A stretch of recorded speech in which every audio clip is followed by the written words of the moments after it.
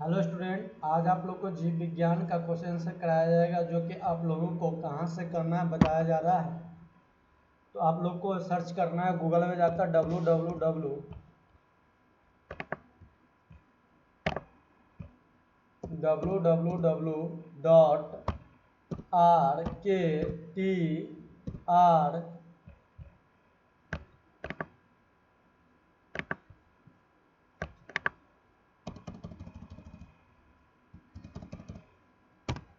सबसे पहले लिखना है www.rktrat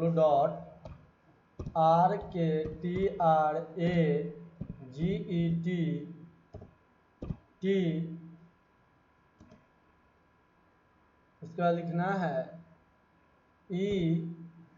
exam.ine।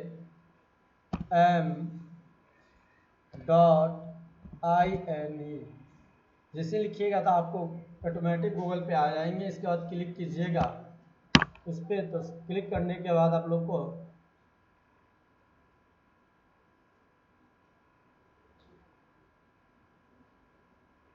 यहाँ पर खुल के आ जाएंगे टारगेट एग्जाम। मोबाइल होंगे तो भी, या आप लोग किसी पे आप लोग को एम क्वेश्चन सेंटर भी आ सकते हैं। तो यहाँ पर सबसे पहले एक दिया गया होम दिया गया है, उसका ऑब्जेक्टिव क्वेश्चंस का ऑप्शन दिए गए।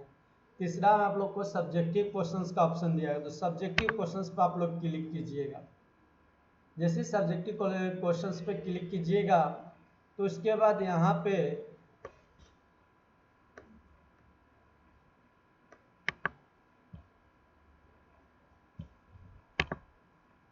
उसके बाद नीचे जाना है आप लोगों को। जैसे ही जाइएगा उसके बाद कहाँ पे जाना है देखिएगा, धीरे धीरे आप लोग को जाना है यहाँ पे।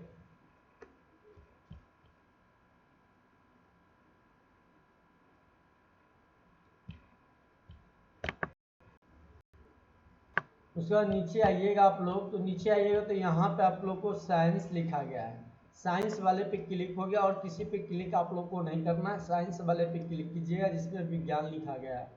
इस पे क्लिक करने के बाद एक नया पेज ओपन होगा आपका।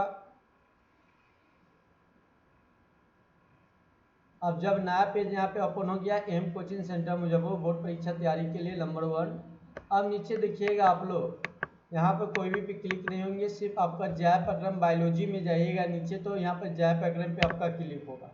उस पर क्लिक करने के बाद एक नया पेज आपका ओपन होगा। जो ये पेज ओपन हुआ जय प्रक्रम, पेज नंबर 105 का क्वेश्चन आंसर आपको लोगों को कराया गया है, एनसीईआरटी बुक का है। जो पहला क्वेश्चन आपका, हमारे जैसे बहुकोशिकीय जीवों में ऑक्सीजन की आवश्यकता पूरी करने में विसरण क्यों अपर्याप्त है। तो उत्तर होंगे आपका, हमारे जैसे बहुकोशिकीय जीवों में सभी कोशिकाएं अपने आसपास के पर्यावरण के सीधे संपर्क में नहीं रहती है, इसलिए साधारण विसरण बहुकोशिकीय जीवों में ऑक्सीजन की आवश्यकता पूरी करने में क्या है, अपर्याप्त है। दूसरा आप लोग ध्यान रखिएगा। दूसरा प्रश्न पे हम लोग चलते हैं। दूसरा प्रश्न दिए गए हैं आप लोगों का कि कोई वस्तु सजीव है तो इसका निर्धारण करने के लिए हम किस मापदंड का उपयोग करेंगे। तो कोई वस्तु सजीव है तो इसका निर्धारण करने के लिए हमें सजीवों के लक्षण मापदंड का प्रयोग करेंगे। अर्थात हम देखेंगे कि उसमें गति हो रही है या वृद्धि हो रही है या नहीं, शोषण क्रिया हो रही है या नहीं आदि। तीसरे प्रश्न को आप लोग देखिएगा, आप लोग को दिया गया किसी जीव द्वारा किन सामग्रियों का उपयोग किया जाता है। तो उत्तर हो जाएंगे आपका, किसी जीव के द्वारा कार्बन तथा ऑक्सीजन का उपयोग कच्ची सामग्री के रूप में किया जाता है। चौथा प्रश्न देखिएगा आप लोग को क्या दिया गया, जीवन के अनुरक्षण के लिए आप किन किन परिक्रम को आवश्यक मानेंगे। तो उत्तर हो जाएगा आपका, जीवन के अनुरक्षण के लिए हम शोषण, पोषण, उत्सर्जन, जनन आदि प्रक्रमों को आवश्यक मानेंगे। इसका पेज नंबर 111 पे हम लोग चलेंगे। आपके बुक में पेज नंबर 111 देखिएगा। सोमपोषी तथा विषमपोषी में क्या अंतर। सोमपोषी में पर्यावरण से सरल अकार्बनिक पदार्थ लेकर बाह्य ऊर्जा स्रोत जैसे सूर्य के प्रकाश का उपयोग करके उच्च ऊर्जा वाले जटिल कार्बनिक पदार्थ का संश्लेषण होता है, जबकि विषमपोषी पोषण में दूसरे जीवों द्वारा तैयार किए गए जटिल पदार्थों का क्या होता है, अंतर्ग्रहण होता है।